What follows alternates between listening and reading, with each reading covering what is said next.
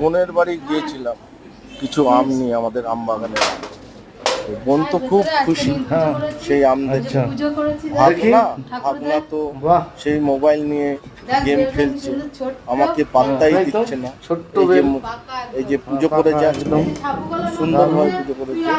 এই বোন আবার কি করেছে, সেই এই যে ভাগনা, দেখুন এই যে ভাগনা গেম খেলছে, আমাকে পাত্তাই দিচ্ছে না ভাগনা। কেন?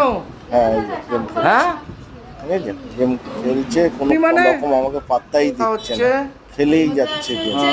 হ্যাঁ, কি বলবো এবার, এই যে কলা মাখা কি বলে এগুলো জানি না, তরমুজ। তারপর বোন কি করলো, আমি বোনকে বললাম ব্যাগটা আমগুলো বের কর। ভাল ঢেলে আমগুলো নিয়ে আমাকে ব্যাগটা দিয়ে দে।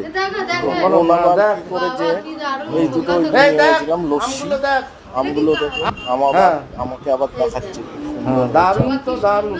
হ্যাঁ, আমাদের বাগানে প্রচুর আম। দারুণ।